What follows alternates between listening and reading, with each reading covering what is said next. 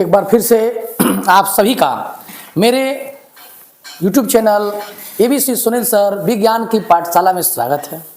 काफ़ी व्यस्तता के कारण वीडियो नहीं डल पा रहा था, लेकिन आज पुनः हम लोग फिर आपके सामने आ गए हैं।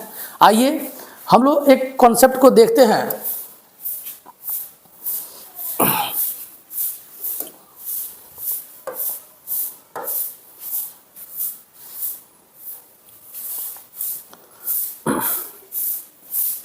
एक कॉन्सेप्ट है फिजिक्स का,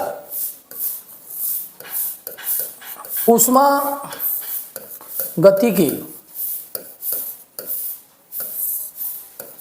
का प्रथम नियम।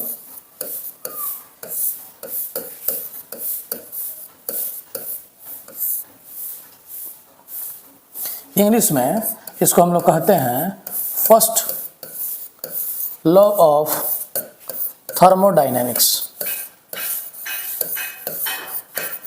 फर्स्ट लॉ ऑफ थर्मोडायनेमिक्स, ऊष्मागतिकी का प्रथम नियम क्या कहता है? फर्स्ट लॉ ऑफ थर्मोडायनेमिक्स क्या कहता है?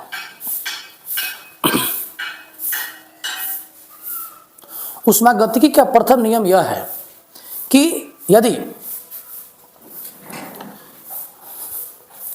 किसी सिस्टम को अगर Q हीट दिया जाता है तो ऊष्मा का, किसी सिस्टम को अगर हीट Q दिया जाता है तो ऊष्मा का कुछ भाग कार्य में बदल जाता है और जो एनर्जी बचता है वो एनर्जी सिस्टम के इंटरनल एनर्जी को बढ़ाने में खर्च हो जाता है, जिसको यूज से डिनोट किया जाता है। ये बात आप लोगों को समझना है। मार्केट में ऐसे भी कहते हैं कि अगर DQ टोटल अगर हीट है किसी सिस्टम को अगर दिया जाता है तो उसका कुछ अमाउंट बॉडी के कार्य में बदल जाता है बॉडी द्वारा, और एनर्जी का कुछ भाग बॉडी के इंटरनल एनर्जी को बढ़ाने में खर्च हो जाता है। This is first law of thermodynamics.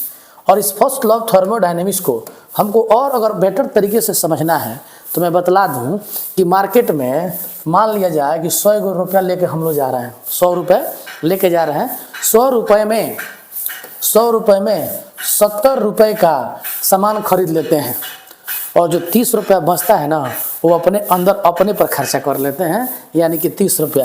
तो 70 रुपया 30 रुपया टोटल कितना हो गया? 100 रुपया।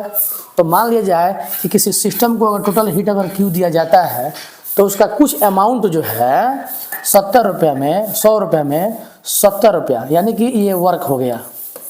और जो एनर्जी बचता है, जो हीट बचता है वो 30 रुपये में कन्वर्ट हो गया। तो 70 और 30 कितना हो गया? 100 हो गया। यानी कि किसी अगर सिस्टम को अगर हीट दिया जाता है तो हीट का अमाउंट वर्क डन में चेंज होगा और जो बचेगा वो बॉडी के इंटरनल एनर्जी को बढ़ा देगा। तो किसी निकाय के द्वारा दी गई कुल ऊष्मा का कुछ भाग पिंड के आंतरिक जो है ऊर्जा को बढ़ा देता है और शेष ऊर्जा पिंड के कार्य में बदल जाता है। इसे ऊष्मागतिकी का प्रथम नियम कहते हैं। ठीक है।